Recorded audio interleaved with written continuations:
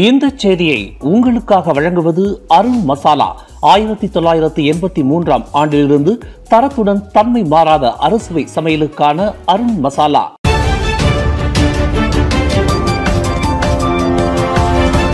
வணக்கம். திசைகளின் ஒரு மணி செய்திகள்.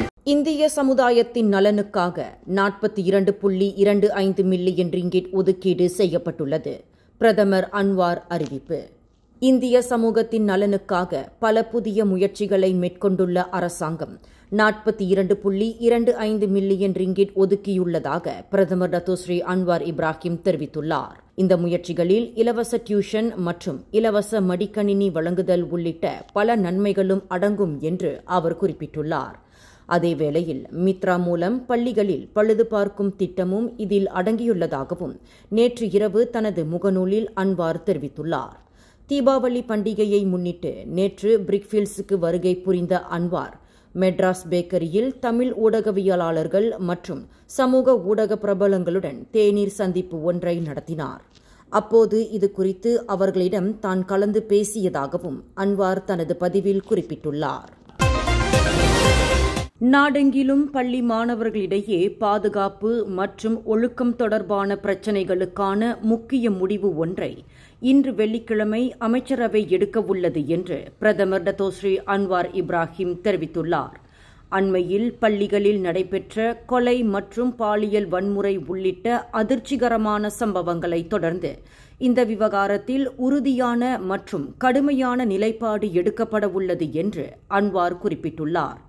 அதன் அடிப்படையில் முக்கிய அமைச்சர்களுடன் தான் கலந்தாலோசித்து வருவதாகவும் இன்று அமைச்சரவையில் அது குறித்து விவாதிக்கப்பட்டு முக்கிய முடிவுகள் எடுக்கப்படும் என்றும் அன்வார் செய்தியாளர்களிடம் தெரிவித்துள்ளார். 17வது சபா சட்டமன்ற தேர்தலில் போட்டியிடும் பரிசான் நேஷனல் வேட்பாளர்களின் பட்டியல் வேட்புமனு தாக்கலுக்கு ஒரு வாரத்திற்கு முன்னதாக அறிவிக்கப்படும் என்று Datuk Seri doctor Ahmad Zahid Hamidi தெரிவித்துள்ளார். அன்றைய நாளே பரிசான் போட்டியிடும் சட்டமன்ற தொகுதிகளின் எண்ணிக்கையும் அறிவிக்கப்படும் என்று அம்னோ தலைவருமான ஜஹீத் ஹமிடி குறிப்பிட்டுள்ளார். அதேவேளையில் மொத்தமுள்ள 73 தொகுதிகளிலும் பரிசான் போட்டியிடாது என்று கூறிய ஜஹீத் வெற்றி பெறும் வாய்ப்பு உள்ள தொகுதிகளில் மட்டும் கவனம் செலுத்த உள்ளதாக தெரிவித்துள்ளார். 16வது சபா சட்டமன்ற தேர்தலில் ஏற்பட்ட தோல்விகளை பாடமாக கொண்டு இம்முறை போட்டியிடும் ஒவ்வொரு தொகுதிகளிலும் வெற்றி வாய்ப்பை தக்கவைக்கும் முயற்சிகள் மேற்கொள்ளப்படும் என்றும் அவர் தெரிவித்துள்ளார்.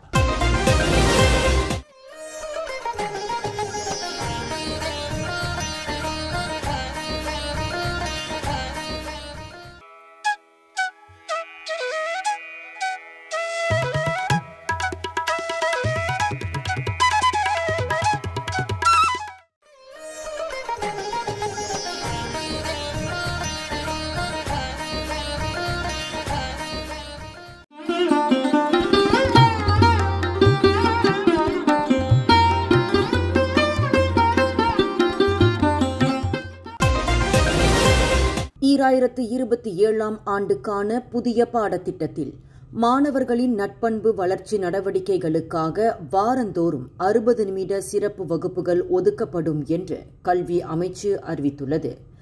இந்த நட்பண்பு மேம்பாட்டு திட்டம் மாணவர்களிடையே நாகரீகம், மரியாதை மற்றும் பொறுப்புணர்வை வளர்த்தெடுக்கும் நோக்கத்துடன் உருவாக்கப்பட்டுள்ளது என்றும் குறிப்பிட்டுள்ளது. மாணவர்களிடையே நட்பண்புகளை ஒழுங்கமைக்கப்பட்ட மற்றும் முழுமையான முறையில் வளர்த்தெடுக்கும் வகையில் இப்பாடத்திட்டம் உருவாக்கப்படும் என்றும் இன்று வெள்ளிக்கிழமை வெளியிட்ட அறிக்கையில் தெரிவிக்கப்பட்டுள்ளது. அதேவேளையில் மழலையர் பள்ளிகளில் இப்பாடத்திட்டம் தினசரி கற்றல் முறையிலும் தொடக்க மற்றும் மேல்நிலை பள்ளிகளில் வாரத்திற்கு ஒரு முறையும் திட்டமிடப்பட்டுள்ளதாகவும் கல்வி அமைச்சு குறிப்பிட்டுள்ளது. கடந்த வாரம் அம்பாங் ஜாஜார் பகுதியில் சூட்கேஸில் சடலமாக மீட்கப்பட்ட காப்பீட்டு முகவர் லீ பூன் ஹான் கொலை வழக்கில் 3 நபர்களிடம் வாக்குமூலம் பெறப்பட்டுள்ளது. அந்த 3 பேரில் ஒருவர் லீ பூனின் சடலத்தையும் அவரது காரையும் கண்டறிந்து காவல்துறையிடம் தகவல் கொடுத்தவர் என்று பினாங்கு காவல்துறை தலைவர் டத்தோ அசீசி இஸ்மாயில் தெரிவித்துள்ளார். அதேவேளையில் இக்கொலைக்கு காரணமானவர்களை கண்டறியும் விசாரணைகள் தீவிரப்படுத்தப்பட்டுள்ளதாகவும் அவர் குறிப்பிட்டுள்ளார். கடந்த அக்டோபர் 8ஆம் தேதி லீபுன் காணாமல் போவதற்கு முன்பு ஒரு வங்கிக்கு அழைத்து செல்லப்பட்டதாக கூறப்படும் குற்றச்சாட்டுகளையும் போலீசார் விசாரித்து வருவதாகவும் அசீசி இஸ்மாயில் தெரிவித்துள்ளார். கொலலங்காட் மாவட்டம் தெலோக் பங்லிமா கராங் பகுதியில் உள்ள ஒரு பள்ளியில் மாணவர்கள் இடையே ஏற்பட்ட மோதல் சம்பவம் சுமூகமாக தீர்க்கப்பட்டு விட்டதை போலீசார் உறுதிப்படுத்தியுள்ளனர். மாணவர்கள் ஒருவருக்கொருவர் மோதிக்கொள்வது போலான காணொலி ஒன்று நேற்று சமூக வலைதளங்களில் பரவியதை அடுத்து சம்பந்தப்பட்ட பள்ளியில் போலீசார் விசாரணை நடத்தினர். இந்நிலையில் அப்பள்ளியின் ஆசிரியர்களும் அம்மாணவர்களின் பெற்றோர்களும் கலந்து பேசி இப்பிரச்சினையில் சமரசம் செய்து கொண்டதாக கொலலங்காட் காவல்துறை தலைவர் முகமது அக்மர் ரிசால் ரட்ஜி தெரிவித்துள்ளார். இதனால் அம்மாணவர்கள் மீது நடவடிக்கை எதுவும் எடுக்கப்படவில்லை என்றும் அவர் குறிப்பிட்டுள்ளார். கோலாலம்பூர் விமான நிலையம் 2இல் போலியான பாஸ்போர்ட் முத்திரைகளை பயன்படுத்த முயன்றதாக சந்தேகிக்கப்படும் 5 வியட்நாம் பிரஜைகள் கைது செய்யப்பட்டுள்ளனர்.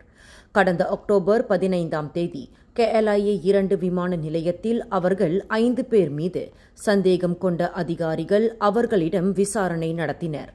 3 பெரியவர்கள் மற்றும் 2 இளம் பெண்கள் அடங்கிய அக்குழுவிடம் இருந்த பாஸ்போர்ட்டுகளில் உள்ள குடிநுழைவு முத்திரைகள் போலியாக தயாரிக்கப்பட்டது என்பது கண்டறியப்பட்டுள்ளது. அதேவேளையில் MyIMMS குடிநுழைவு அமைப்பில் மேற்கொண்ட சரிபார்ப்பில் அவர்களது முத்திரைகளுடன் பொருந்தும் பயணங்கள் ஏதும் பதிவாகவில்லை என்பதும் தெரியவந்துள்ளது. இந்நிலையில் அவர்கள் 5 பேரும் மேல் விசாரணைக்காக தடுத்து வைக்கப்பட்டுள்ளனர். இந்த செய்தியை உங்களுக்காக வழங்கியது அருண் மசாலா.